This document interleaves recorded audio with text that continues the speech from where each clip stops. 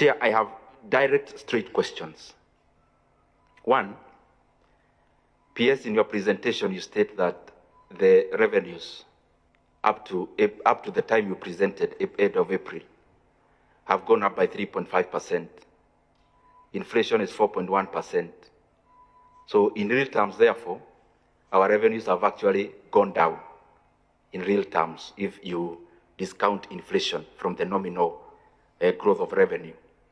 So in your assessment as the National Treasury, are the taxes of 2023 and last year worth it?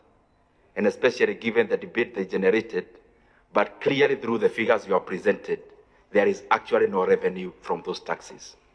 Secondly, you have stated that you project the revenues as they were stated at 3.3 trillion shillings.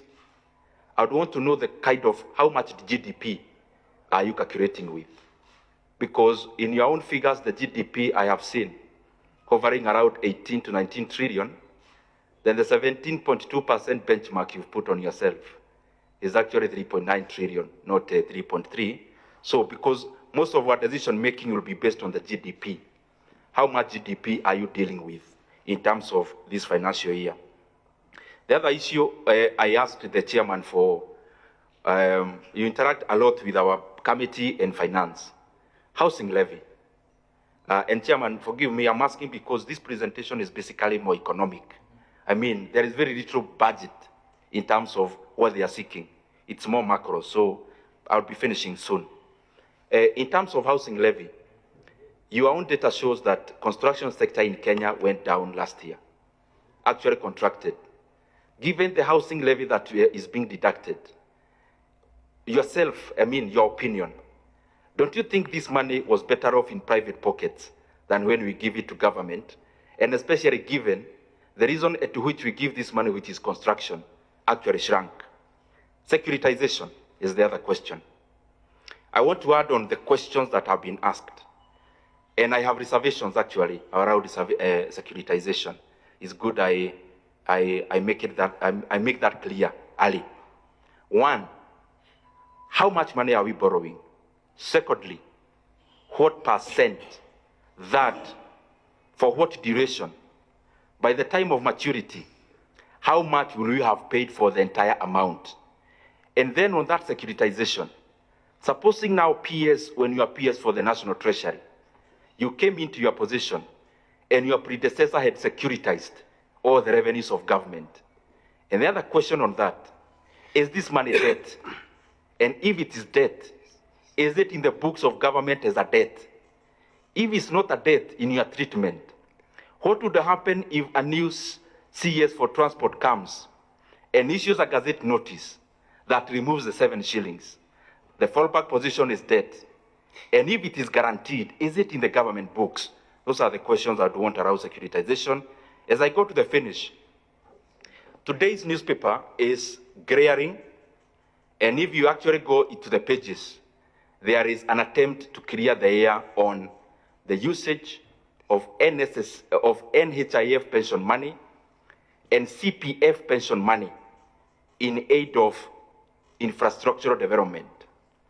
Honorable PS, honestly, why would we put the workers of Kenya in such a hotline? The expressway you already have, and you have the accounts, they made a loss last year. And then we are here pressuring the pension funds, and especially NSSF and PCF, to invest in a project or in nature of projects that I have shown in the past they are not attractive in terms of their commercial viability. Is it prudent that the NSSF invests pension money in infrastructure projects, and especially given the example we already have is making losses? Privatization is the other one. I saw there is an attempt to privatize some of the government assets, and especially Safaricom. I would want to know what is the timeline. Because as you know, Bwana Kibet, I'm sure you are very well versed in that, and especially given you're also a director in Safaricom. The current trading, for example, for Safaricom, given a bear market, cannot be the right time for privatizing Safaricom.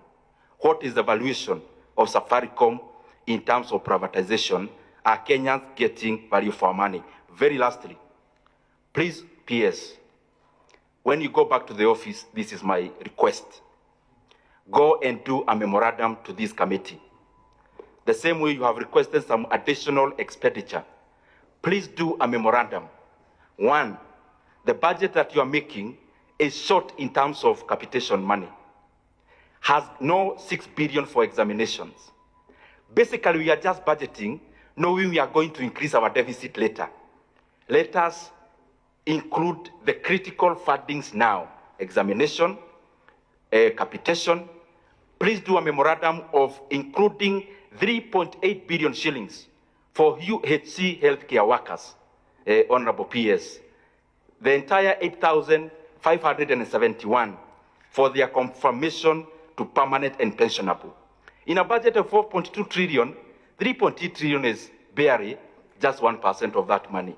Actually less, 0.1% of that money. And also include the amount for village elders. For our village elders to be paid around 8,000 a month, you just require less than 10 billion shillings, which is money you can afford as a National Treasury to write a memorandum to us.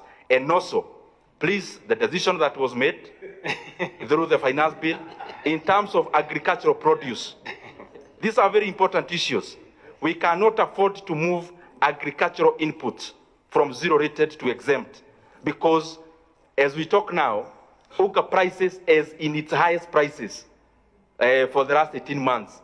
And especially given we already have subsidy in fertilizer, we cannot afford to increase the cost of agriculture. Thank you very much, Honorable Chair. Very well.